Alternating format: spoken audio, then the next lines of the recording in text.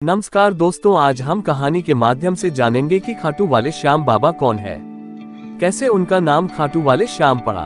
तो चलिए कहानी स्टार्ट करते हैं। खाटू श्याम महाभारत के भीम के पोते हैं। भीम और हिडिंबा के पुत्र हुए घटोत्कच और नागन्या मोरवी के पुत्र है। जन्म के समय बर्बरीक के बाल बब्बर शेर के समान थे, अतः उनका नाम बर्बरीक रखा गया।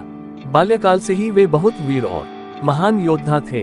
शिवजी की घोर तपस्या करके उन्हें प्रसन्न किया और 3 अमोघ बाण प्राप्त किए। इस प्रकार 3 बाणधारी के नाम से भी जाने जाते हैं। जब बर्बरीक को महाभारत के युद्ध का पता चला तो उन्होंने अपने धनुष बाण उठाकर युद्ध में जाने का निर्णय लिया। वह अपने छोटे दादा अर्जुन जैसे ही धनुर्धारी थे। जब वह युद्ध भूमि की ओर जा रहे थे तो उनकी मां ने उनसे वचन लिया कि जो पक्ष हारने लगेगा तुम उसकी तरफ से युद्ध करना, तुम्हारे का सहारा बनना।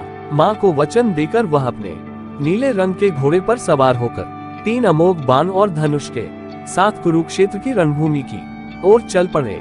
जब बर्बरीक वहां पहुंचे तो भगवान श्री कृष्ण ने उनसे पूछा कि वो युद्ध में किसके तरफ है, तो उन्होंने कहा कि जो पक्ष हारेगा वो उसकी तरफ से लड़ेंगे।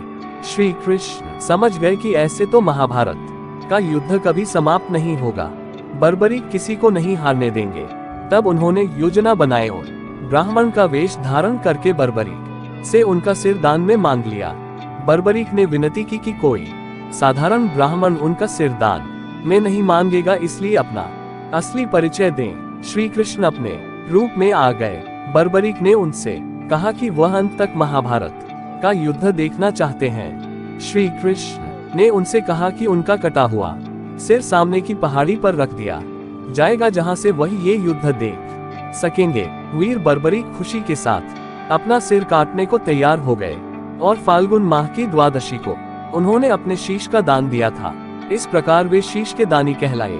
भगवान कृष्ण ने उन्हें वरदान दिया कि कलयुग में तुम्हें मेरे नाम श्याम के नाम से पूजा जाएगा। श्याम से बने खाटू श्याम युद्ध समाप्ति के बाद उनका शीश खाटू नगर में दफनाया गया, इसलिए उन्हें खाटू श्याम बाबा कहा जाता है। कलयुग में एक गाय उस स्थान पर आकर रोज अपने स्तनों से दूध की धारा बहाती थी।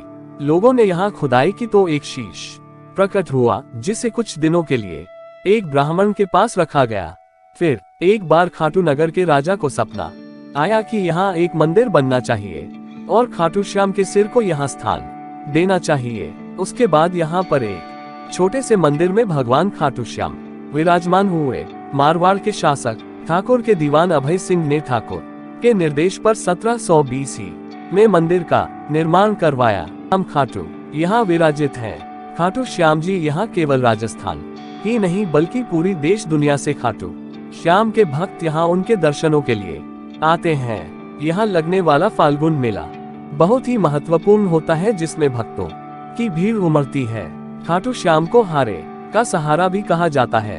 कहते खाटू श्याम जी कभी अपने भक्तों को अकेला नहीं छोड़ते और जब भी भक्त जीवन की परिस्थितियों से हार मानते हैं, खाटू श्याम जी उनका सहारा बन जाते हैं। दोस्तों, अगर कहानी पसंद आए तो प्लीज वीडियो को लाइक शेयर करें। ऐसे कहानी सुनने के लिए चैनल को सब्सक्राइब करें और बेल आइकन को दबाना न भूले। Thank you.